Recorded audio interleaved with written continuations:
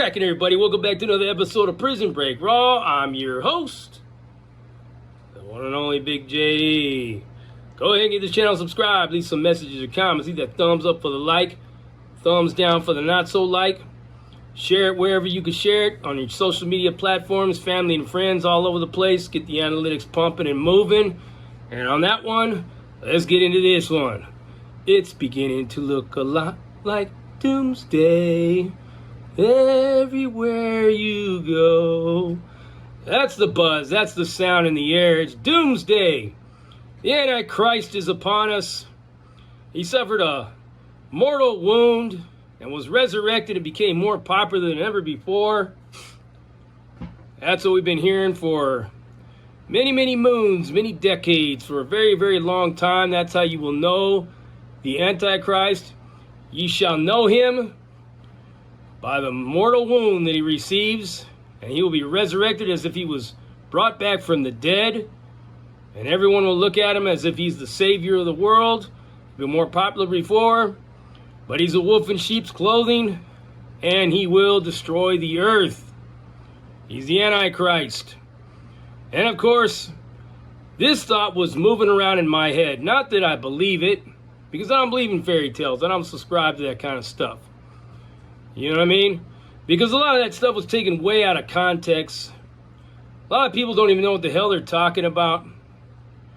They're quoting scriptures from things that were translated from the Talmud, which was mostly Persian, and also the pieces of it that came from Egyptian, into Old Hebrew, into Aramaic, into Greek, into Latin, into Old English, and then into New English, and then into the new standardized, international, edited, unedited, abridged, this, that, and the third, standard Bible. It's like a game of telephone. And this is what a couple things that I've told some people that I know. You whisper something in somebody's ear, they whisper it in the other person's ear, that person in another one, and that person another one. And guess what you got? Well, originally, when I whispered in the first person's ear, I said I want a cheeseburger and a large fry. By the time it got to the last person, it says I'm ordering a pizza. You get the gist of it, right? You get what I'm talking about. But what about the signs? What about the signs and everything that's going on all around us? All these characters being put into place, and all these chess pieces move this way, that way, and the third. Big old giant game of espionage and a soap opera. Gone with the Wind and Orson Welles' War of the Worlds, and all kinds of stuff's all wrapped into one. There's all kinds of weirdness going on. Ever since this COVID spread across the land, and people recovered from it, even including myself, things just weren't the same anymore, as if it was all done on purpose, of which it was. It was a pandemic, a biological weapon. It was a means to an end, but it never ended. And it's still going, and now it's revamping up, because COVID's coming back with a vengeance. And it's probably going to be worse than before, because that's what it does. It builds on itself, and it mutates, and it replicates, and it gets bigger and badder. It's like it's on some steroids. So all these things we got going on in the world. The Chinese military, since, I don't know, about 10 years ago, they were at like 50%, like almost all the way up to date. They're pretty much almost at 100% up to modernization. And that's thanks to you, me, and every one of us here in this country. Give yourself a round of applause. You bought all this Chinese junk for cheap, especially on like Temu and other places like that, and whatever store you go into. Your voting decisions and your parents' voting decisions has created this mess to where all our jobs and all our manufacturing went all over the world. People went without, whole towns shut down. Never really made sense to me, never really made sense to anybody in my family, especially when my father and my uncles, my grandfather, everybody lost their jobs in dock working in Los Angeles. Not on the long shores, but in the inlands. When Biden and a lot of them were senators way back when, they promised to never mess with the Teamsters or the labor unions, but guess what? Then they come out with NAFTA, right? Next thing you know, my dad's job and many other people's jobs went to the next closest place with the cheapest labor possible, and that was Mexico. You can still move it up the border, you can still move all the freight around, but guess what? Instead of paying all these Budweiser drinking, belly hanging out over your belt and you can't see your weenie no more, dicky-doo, middle-aged white dudes and whatnot, and formerly incarcerated ex-cons all working on these docks as Teamsters with an opportunity to have a pension when they get too old to work, able to support their families and put their kids through college and all that, stay within the middle class. Same thing with the automobile workers and all the rest of them, the aerospace workers, but all that stuff got outsourced out and went shot all over everywhere else. And a lot of it went to, guess what, to China, because we had to help them. We had to help them, up out of their struggles. People were starving and dying over there. Cultural revolution was over and all that good stuff. Awesome investment potential was China. Well, it backfired because now they're getting ready to invade us, probably. And there ain't really much we could do about it. You got North Korea in that little fat tub over there just creating a nuisance for everyone, doing his thing, playing his game. Then, of course, you got old Vladimir Putin. He's now threatening nuclear war. Ukraine is launching missiles over the border into Russia, blowing up bases and doing all kinds of things outside of the realm of attack. It's no longer defense mode for them. Now they're in full-fledged attack mode, as well as defense mode. And people thought that the Russians were just going to go in there and kick their ass, but all the westernized weaponry and technology that was pushed into that country has created a problem and a situation to where it's looking like everybody wants to paint old Putin into a corner. So here's the thing. When people say there's going to be a nuclear war and all that good stuff, right? And they're scared shitless. I can't turn on my computer and go anywhere without seeing something about a nuclear war. All these videos about nuclear war. Do any of you really believe that there's going to be a nuclear war? As long as nobody invades Russia and totally just backs them all the way up to the Kremlin, will there be a nuclear war? As long as he gets to hold down his little slice of pie, his little power base, I think we're going to be fine. Personally, I believe that we shouldn't even be messing with that whole Ukraine and Russian thing, but that's just me. It ain't none of our business, right? What does it matter if they take Ukraine or not? They had it for 40, 50 years already once before? If they were to take it, let them take it. Shit, it's none of my business, man. Why am I paying for that? I can't even get a small business loan to start my business idea, but we could send a whole bunch of tanks over into Ukraine. I just don't get it. And then, but what makes things even more like if it's a biblical apocalypse on the horizon is the fact that everybody's lining up against old Israel because of the genocide they're creating in the Gaza Strip. Has anybody ever seen the videos of what Hamas did on October the 7th, or were you just going by what you were told? Go out there and try to find some of those videos if you can. I actually have one, and I might be showing it on my Patreon here pretty soon. So if you're not a subscriber to my Patreon, go ahead and leave some comments in there if you want me to crank that back up, because I got all kinds of content that I could put out that's just a little bit too explicit for YouTube. So I've stepped away from some of that content that I got on the queue, because, well, if I was to put it on here, YouTube would shut that shit down faster than you can say blueberry pancakes. So this nuclear war threat, this whole dog and pony show that we got going on, you got all these evangelical nut jobs in their various circus tents out there frothing at the mouth. They can't wait. They've been waiting for this their whole lives. And their fathers before them.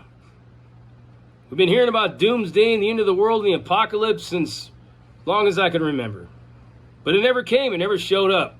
Several other people even had dates that they calculated as being, this is the end. They thought World War I was going to be the end. They thought World War II was going to be the end.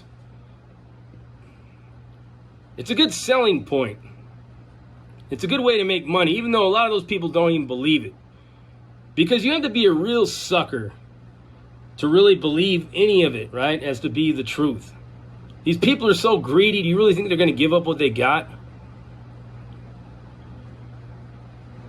But I heard a couple of channels in this genre, not going to like throw them out there and make them feel silly or anything like that, talking about how they feel that Donald Trump is the Antichrist because he suffered the mortal wounds and he got up.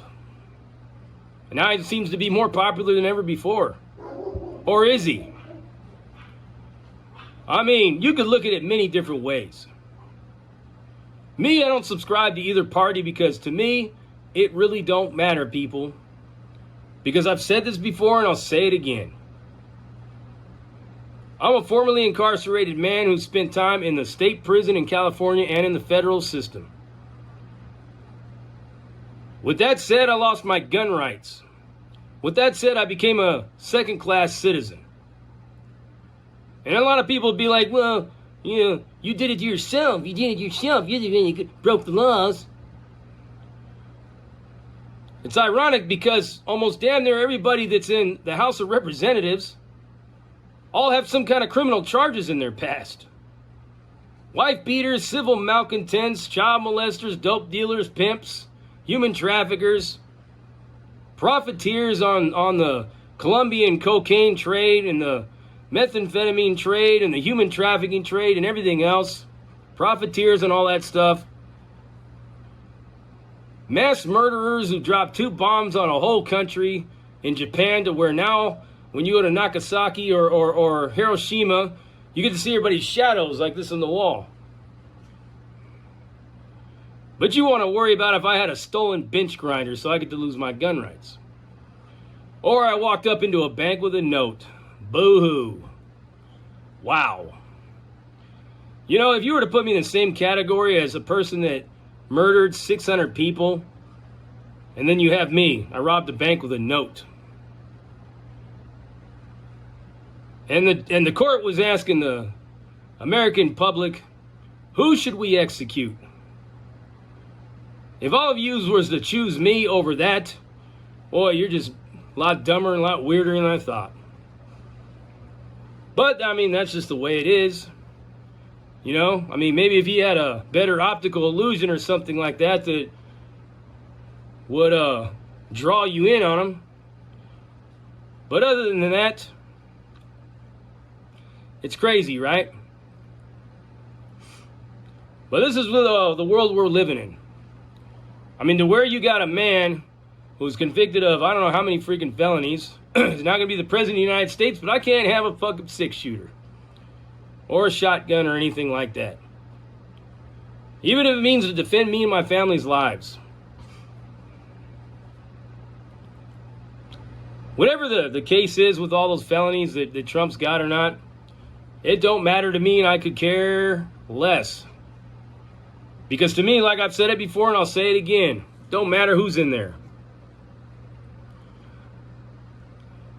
Either 4 years or 8 years, you have all these policies and laws that are put into place and a vision that's put out there to see how far it could fly. And if it flies and it does good, well, then the people will try to go the other way to see if they can level it back down. Subconsciously, everybody is a glutton for punishment. One way or the other. You got one half of the country that wants to put the little ball gag in its mouth and get whipped and beaten and candle wax poured on it. And then 4 or 8 years later, the next group wants to switch it out and they want to wear the ball gag. It's like playing, making tortillas. The old expression for flipping and flopping in the cell. Who's on top and who's on bottom? You catch the drift. But yeah, it's weird. Like, I don't really believe in all of this stuff that's going on. Then again, I don't know. I mean, if the bombs do fly off and shoot, I'm just going to grab a lawn chair, get a Budweiser, sit there and just wait for it to be over with. Because there's really nowhere to run. There's nowhere to hide. You can't build yourself some, like, bomb shelter or some doomsday town somewhere in, like, I don't know, in Wyoming or Montana or anything like that. You could do it and you probably get away from the initial blast and all that stuff, but guess what? When all the knuckle draggers and the droolers and the people that got all scabs and sores all over themselves and radiation poisoning are eventually going to find you out. And they're going to seek out where they can go to make sure that misery loves company. Because that's the one thing that the bomb will never take away. The human spirit to just destroy another man or another woman. The whole crab mentality thing. Bring them all down. Misery loves company and all that shit. So, is Donald Trump the Antichrist?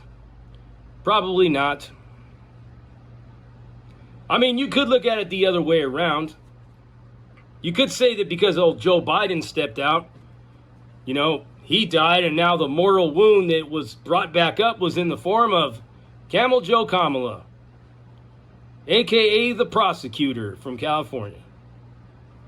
You could look at it that way, too. You know? For a deep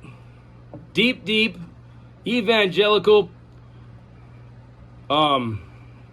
Pentecostal or any kind of a hardcore Christian could look at it any different way and go, I never thought of it that way. Because if you were to ask any one of these Southern Baptist ministers that all they've done their whole life is read the Bible, they'll tell you the devil's a trickster. He's a showman. He's able to deceive and pull the wool over the eyes and do all kinds of things in many different ways. And usually the root of the most obvious is always the last one that would be with him behind the curtain. It'd be the one that you never expected. Because if I could think this shit up in my head, I'm pretty sure somebody as divine as Lucifer could do the same thing, right? And that's where we're at. All kinds of craziness going on in the Pacific. Putin's Air Force getting shot down with Western-made missiles. He's getting pissed. Kim Jong-un, who seems to be the only one that ever gets a regular meal in that country of North Korea, is very close to having an intercontinental ballistic missile that can deliver a warhead that could be landed on the beach of Seattle or San Francisco or Los Angeles or whatever. We've now almost completely given Japan full rights to its military back. What kind of a sleeping giant could we have woken from that one? Because outside of Pokemon and the lowrider culture being in Tokyo, the Japanese have a long history of warrior-like culture. And who knows how long they've been sleeping on this and how patient they've been to just come back out and say, "Aha! Impera!" You just never know. But there's all kinds of poo-poo going on all over the world.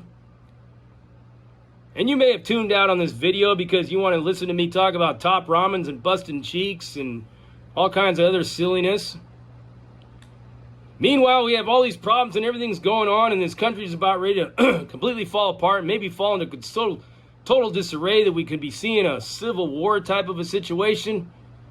But all we can talk about is a Haktua girl, right? Whatever. I mean, that's just as simple-minded as a lot of yous are. It's just the way it is, I guess. You know, not everybody could be